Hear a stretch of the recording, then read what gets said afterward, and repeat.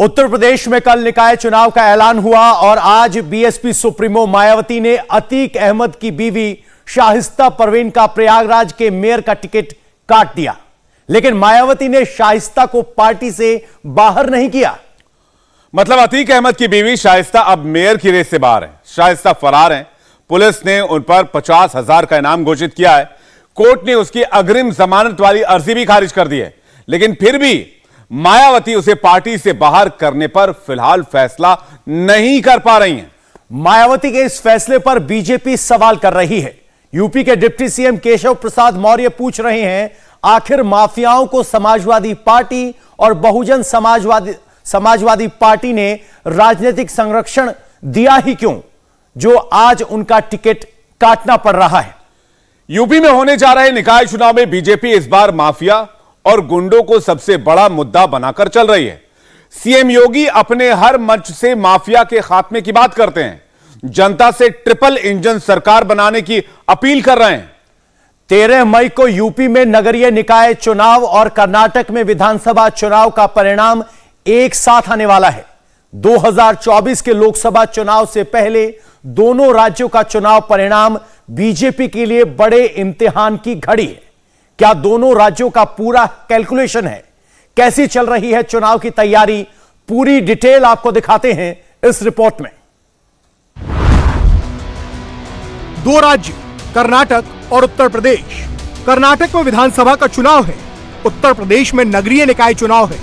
Result का दिन यानी कि 13 मई की तारीख 2024 के लोकसभा चुनाव से पहले दोनों ही राज्यों के लिए बेहद खास है। कर्नाटक में 30 जिले हैं, 224 विधानसभा की सीटें हैं, 28 लोकसभा की सीटें हैं। यूपी में 75 जिले हैं, 403 विधानसभा सीटें और 80 लोकसभा सीटें हैं। 2013 में कर्नाटक विधानसभा चुनाव में कांग्रेस को 122, बीजेपी को 40 और जेडीएस को भी 40 सीटें मिली थी।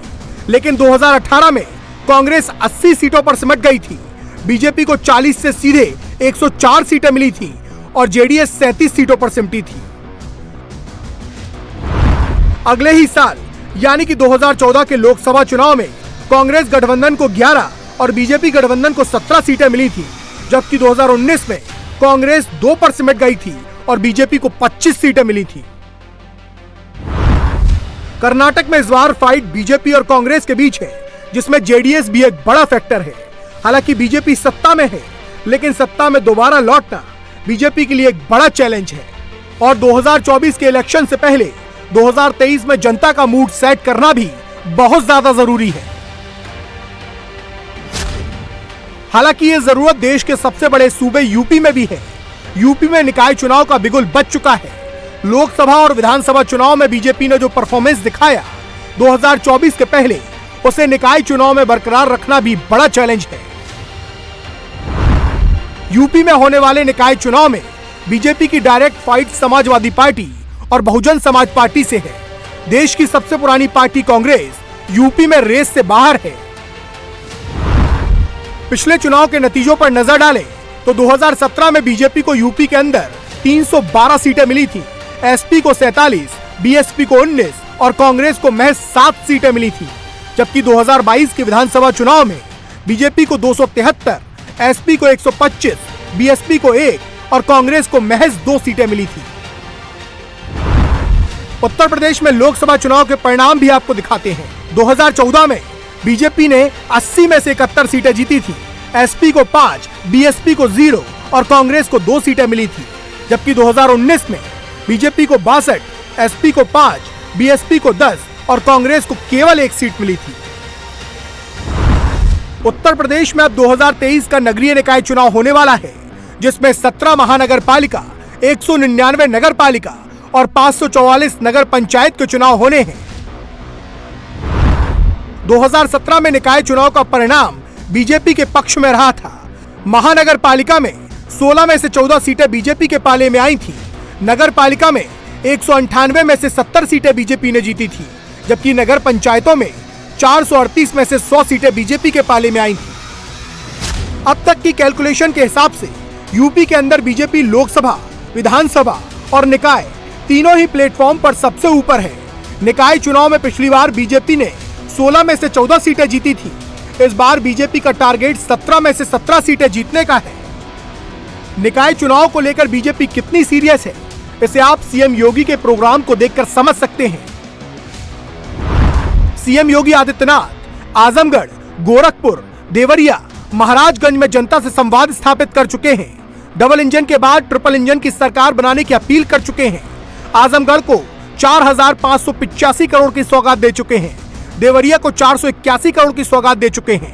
गोरखपुर को 1,056 करोड़ की सौगात दे चुके हैं और महाराजगंज को 2,791 करोड़ की सौगात दे चुके हैं। लेकिन सौगात से ज्यादा चर्चा इस वक्त यूपी के लॉ एंड ऑर्डर की है, माफिया की है, गैंगस्टर्स की है, उन गुंडों की है जो 2017 से पहले खुलेआम घूमा करते थे और योगी राज में उनकी पैंट गीली हो गई है। योगी राज में जिस तरीके से माफिया का इलाज हुआ है वो पूरे यूपी ने देखा है। इसलिए इस वक्त यूपी की पहली पसंद योगी बने हुए हैं और योगी भी अपना प्रमोशन माफिया के खात्मे वाले डायलॉग से कर रहे हैं। कहीं खनन माफिया, कहीं भूमि माफिया, कहीं वन माफिया, कहीं संगठित अपराध के माफिया, कहीं अलग अलग प्रकार के माफिया उभर पड़ते थे। पीड़ित आम जन होता था, गरीब होता था, व्यापारी होता था। आज क्या कोई माफिया इस प्रकार का दुस्साहस कर पाएगा? नहीं कर पाएगा। और इसलिए भाइयों बहनों, हम सब आपको यही मैं आगाह करने के लिए आया हूं। विकास की जिस सकारात्मक सोच को आज प्रधानमंत्री मोदी जी के नेतृत्व में पूरे देश के अंदर संचार हुआ है, उस सकारात्मक सोच को हर एक तबके तक पहुंचाने की आवश्यकता है। जो लोग पहले उत्तर प्रदेश की कानून व्यवस्था को दता बताते थे, आज आप देख रहे होंगे उनके सामने स्वयं के जान के लाले पड़ रहे हैं। जब कोर्ट उन्हें सजा सुनाती है तो उनकी पैंटें भी गीली होती हुई देखती है। जनता देखती है कि कैसे माफिया पहले जनता को तबाह करते थे, उद्योगपतियों को धमकी भेजते थे, व्यापारियों का अपहरण करते थे, और आज उनके सब सिट्टी पिट्टी गुम है। सबके सामने जान के लाले पड़े हुए हैं। कानून का राज होगा। कानून के अलावा किसी को कानून के इधर कार्य करने की इजाजत कतई नहीं दी जाएगी। हर ओर अराजकता का जो तांडव था, आज आपने पिछले 6 वर्ष के अंदर देखा होगा। आज उत्तर प्रदेश में 6 वर्ष में कोई दंगा नहीं हुआ। उत्तर प्रदेश के अंदर कोई माफिया सिर तान करके नहीं चल सकता है और कोई गुंडा, कोई उचक्का किसी बेटी की सुरक्षा के साथ खिलवाड़ नहीं कर सकता है। योगी ने जो कहा वो करके दिखाया। इसलिए इस बात में कोई शक नहीं बचा है कि यूपी में निकाय के इलेक्शन में माफिया और गैंगस्टर्स का खात्मा सबसे बड़ा फैक्टर होने वाला है। कल सोशल मीडिया पर अतीक से हमदर्दी रखने वालों ने रात के बाद सवेरा होने वाला पोस्टर वायरल करवाया था और आज मायावती ने अतीक एंड फैमिली को बड़ा झटका दे दिया।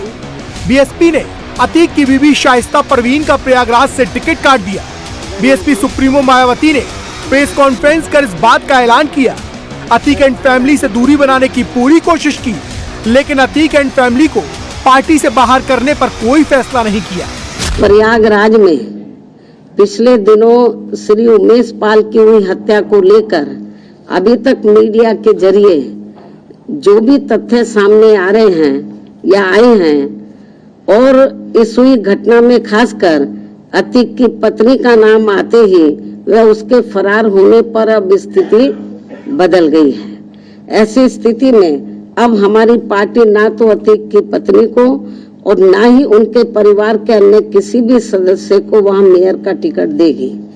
इसके अलावा जहां तक अतीक की पत्नी को पार्टी में रखने व ना रखने का सवाल है, तो उनके पुलिस के गिरफ्त में आते ही जो भी इस केस को लेकर उनके बारे में तथ्य उभर कर सामने आएंगे तो तब इसका भी जल्दी ही फैसला कर दिया जाएगा, क्योंकि हमारी पार्टी कानून से ऊपर नहीं है, अर्थात कानून का पूरा सम्मान भी करती है। माफिया अतीक अहमद की पत्नी शाइस्ता परवीन जनवरी में बीएसपी में शामिल हुई थी। मायावती ने प्रयागराज से शाइस्ता को मेयर का उम्मीदवार बनाया था। शाइस्ता परवीन ने मेयर चुनाव के लिए प्रचार भी शुरू कर दिया था। उमेश पाल हत्याकांड में नाम आने के बाद भी मायावती ने कहा था, जब दोषी होगी तो कार्रवाई करेंगे। साबरमती जेल में बंद अतीक को उम्मीद थी कि शाइस्ता अगर चुनाव जीती तो सियासत में उसका दखल फिर होगा, लेकिन आज मायावती ने अतीक के इस अरमान पर भी पानी फेर दिया। अतीक अहमद इलाहाबाद पश्चिम सीट से 5 बार लगातार विधायक रहा है। 2004 में सांसद बना, लेकिन 2004 के बाद अतीक कोई चुनाव नहीं जीत पाया। अतीक का भाई अशरफ 2005 में उपचुनाव में विधायक बना था, लेकिन इसके बाद कोई चुनाव नहीं जीत पाया। अब शाइस्ता परवीन भी प्रयागराज में मेयर की रेस से बाहर हो गई है। शाइस्ता परवीन फरार है। पुलिस ने उस पर 50,000 का इनाम रखा है। शाइस्ता की अग्रिम जमानत याचिका भी कोर्ट से खारिज हो चुकी है, जिस पर अब यूपी के डिप्टी सीएम केशव प्रसाद मौर्य का कहना है कि कांग्रेस, समाजवादी पार्टी और बीएसपी ने अगर अपराधियों और भ्रष्टाचारियों को टिकट ना दिया होता, अगर माफिया का संरक्षण ना किया होता, तो आज टिकट काटने की जरूरत ही नहीं पड़ती। अतीक अहमद की पत्नी है शाइस्ता परवीन, उनको बीएसपी ने मेयर का उम्मीदवार बना रखा था प्रयागराज से।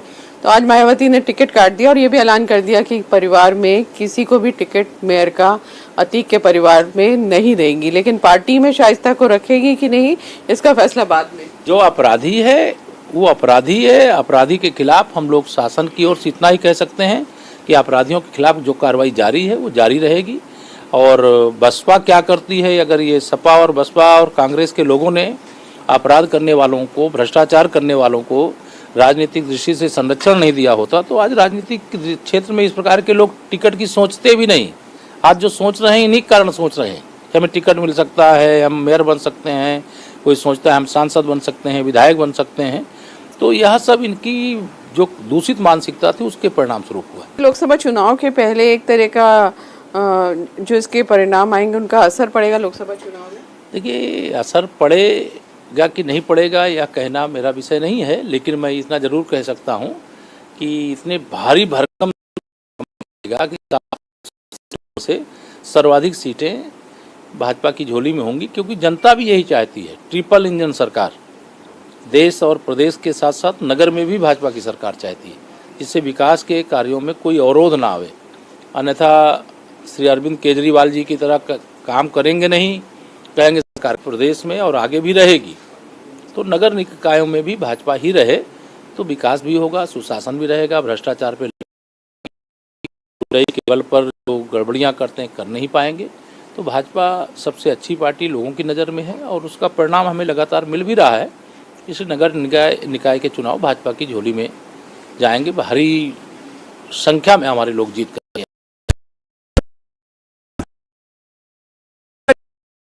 बीजेपी के लिए बड़े इम्तिहान की घड़ी है और बीजेपी इस इम्तिहान को पास करने के लिए पूरे जी जान से जुट गई है। लेकिन हैरानी की बात यह है कि विधानसभा चुनाव में ईवीएम को कोसने वाले अखिलेश यादव ने अब तक निकाय चुनाव की घोषणा के बाद कुछ नहीं बोला है। उनकी टाइमलाइन पर इफ्तार पार्टी की फोटोज तो हैं, लेकिन इलेक्शन के लिए 2 शब्द भी नहीं है।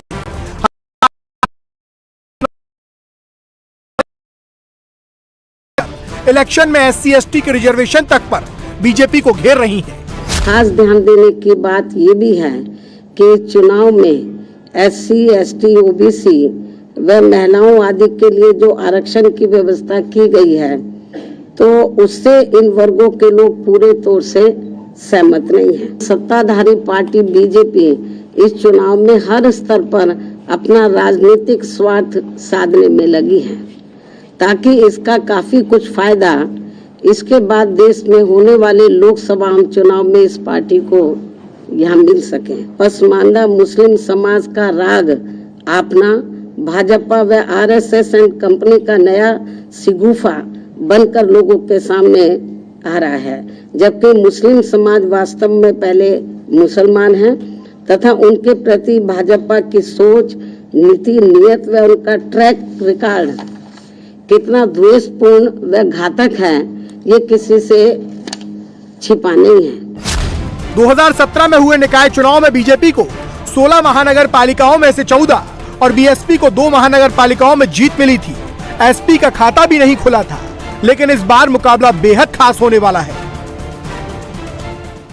इंडिया टीवी हर वक्त हर जगह डाउनलोड करने के लिए सर्च करें India TV news Google play store या ऐप स्टोर पर।